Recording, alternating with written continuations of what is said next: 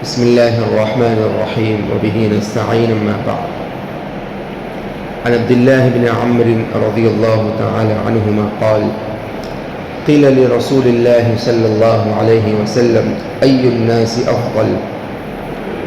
قال صلى الله عليه وسلم: كل صدوق اللسان ومخموم القلب. قالوا: صدوق اللسان نعرفه فما مخموم القلب؟ قال: هو التقي النقي لا إثم فيه ولا بغي ولا غل ولا حسد، أو كما قال عليه الصلاة والسلام. رواه ابن ماجہ رحمہ اللہ. سنن ابن ماجہ میں سیدنا عبداللہ بن عمرو بن عاص رضی اللہ تعالی عنہما سے بڑی خوبصورت یہ روایت منقول ہے. فرماتے ہیں اللہ کے رسول صلی اللہ علیہ وسلم سے ایک مرتبہ پوچھا گیا، ایک سوال کیا گیا، ای الناس افضل، کہ یا رسول اللہ صلی اللہ علیہ وسلم لوگوں میں سب سے افضل کون ہے، سب سے زیادہ بہتر کون ہے؟ یہ سوال اللہ کے رسول صلی اللہ علیہ وسلم سے مختلف موقعوں پر الگ الگ لوگوں نے کیا، اور الگ الگ موقعوں کے لحاظ سے، سوال کرنے والے کے اعتبار سے اللہ کے رسول صلی اللہ علیہ وسلم نے الگ الگ جواب دیے. اور سوال کے بغیر بھی یوں بھی اللہ کے رسول صلی اللہ علیہ وسلم نے بہت سے فرمان میں اس بات کا ذکر فرمایا کہ بہتر کون ہے. تو الگ الگ انداز سے الگ الگ کرائٹیریاز گویا کہ اللہ کے رسول صلی اللہ علیہ وسلم نے بہتر کون ہے اس کے بارے میں بیان فرمایا. یہ الگ الگ بیان فرمایا. اس میں میرے اور آپ کے لیے فائدہ یہ ہے، اس میں تو کیا حکمتیں اور مصلحتیں ہوگی وہ اللہ رسول بہتر جانے، مگر میرے اور آپ کے لیے اس میں فائدہ یہ بھی ہے کہ جس موقع پر اللہ کے رسول صلی اللہ علیہ وسلم نے جس شخص کے بارے میں یا جس عمل کے بارے میں بتلا دیا کہ یہ افضل ہے، اگر ان میں سے کسی ایک پر بھی ہمارا عمل ہو گیا تو اللہ کی ذات سے امید ہے کہ آقا کے اس فرمان کے مطابق ہم بھی افضل لوگوں میں شامل ہو جائیں گے. تو الگ الگ انداز میں الگ الگ موقعوں پر الگ الگ اعمال کے بارے میں آپ نے یہ فرمایا. ان میں سے کسی ایک روایت کے مطابق، کسی ایک فرمان کے مطابق اس عمل پر ہم ثابت قدم رہے اور اس عمل کو اپنا لیا تو ہم بھی افضلیت میں شامل ہو جائیں گے. تو یہ ایک بڑا فائدہ ہے الگ الگ موقعوں پر جو آپ نے افضلیت کے الگ الگ اعمال بیان فرمایا اس کا. اس روایت میں اللہ کے نبی صلی اللہ علیہ وسلم نے دو صفتیں بیان فرمائی. ارشاد فرمایا کہ جس میں دو باتیں پائی جائے وہ سب سے افضل ہے. نمبر ایک صدوق اللسان ہو، اور نمبر دو مخموم القلب ہو.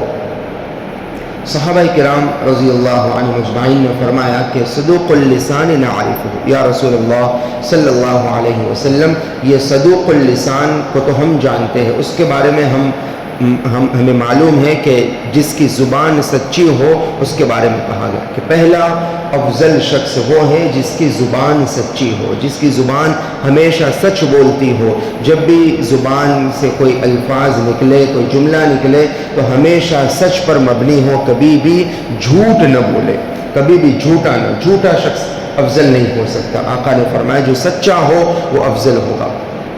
اور صحابہ نے پوچھا کہ یا رسول اللہ یہ تو ہمیں معلوم ہے، البتہ ما مخموم القلب، یہ جو مخموم القلب آپ نے بیان فرمایا کہ دل کا صاف ہو، تو اس سے کیا مراد؟ کیا دل کو ڈٹرجنٹ پاؤڈر سے دھویا جاتا ہو یا پھر دل کو صاف کرنے کی کوئی دوائی استعمال کرتا ہو؟ یہ دل کا صاف ہونا اس کا کیا مطلب؟ حضور پاک علیہ السلام نے دل کے پاک ہونے کے تعلق سے 6 صفتیں بیان فرمائی.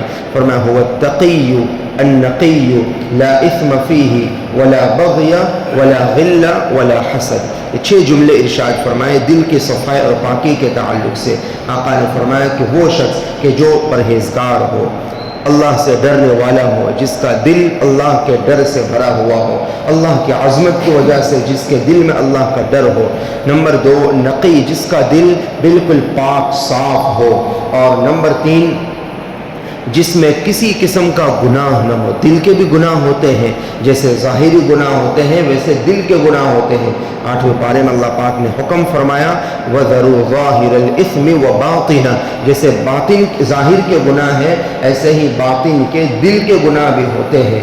اور ظاہر کے گناہ کے مقابلے میں باطن کے گناہ زیادہ انسان کے لیے مہلک ہوتے ہیں، لہذا اس سے بچنا زیادہ ضروری ہے، اس لیے کہ ظاہر کے گناہ تو انسان کسی اور کے دیکھنے کی وجہ سے یا کسی کی شرما شرمی میں چھوڑ دیتا ہے، مگر باطن کے گناہ ایسے ہیں کہ جس پر سوائے رب العالمین کے کوئی مطلع نہیں ہو پاتا، اس بنا پر اس سے بچنا اتنا آسان نہیں ہوتا۔ بظاہر انسان کسی نیکی میں مبتلا ہے مگر اس کا دل اندر سے گنہگار ہوتا ہے، تو اس بنا پر یہ گناہ زیادہ مہلک ہوتے ہیں، اس سے بچنا زیادہ ضروری ہے۔ نمبر 2 النقی، جو لا اثم فیہ، نمبر 3 جس دل میں گناہ نہ ہو۔ نمبر 4 ولا بغی، کوئی کسی قسم کی کوئی بغاوت نہ ہو، دشمنی نہ ہو۔ نمبر 5 ولا غل، کسی قسم کا حسد نہ ہو، جلن نہ ہو، اوروں کے بارے میں غلط جذبات اور خیالات اس کے دل میں نہ ہو۔ اور ولا حسد، اور اس کے دل میں حسد بھی نہ ہو۔ غل کا معنی کینہ اور کپٹ اس کے دل میں نہ ہو، مطلب یہ ہے کہ اس کا دل آئینے کی طرح بالکل صاف ہو، کسی قسم کا گناہ بھی نہ ہو، حقوق اللہ کے تعلق سے بھی اس کا دل پاک صاف ہو، اور حقوق العباد کی لائن سے بھی اس کے دل میں کسی کے بارے میں کسی طرح کا کینہ، کپٹ، عداوت، بغض، نفرت، دشمنی کے جذبات نہ ہو۔ آقا نے فرمایا کہ یہ 2 صفتیں جس میں پائی جائے، صدوق اللسان اور مخموم القلب، دل پاک صاف اور زبان کا بالکل سچا، ایسا شخص آقا نے فرمایا کہ افضل ہے۔ اس بنا پر میرے دوستو ہمیں بھی اس صفت کو اپنانے کی کوشش کرنا چاہیے، دل ہمیشہ پاک صاف رکھے اور اپنی زبان کو سچی بنائے رکھے۔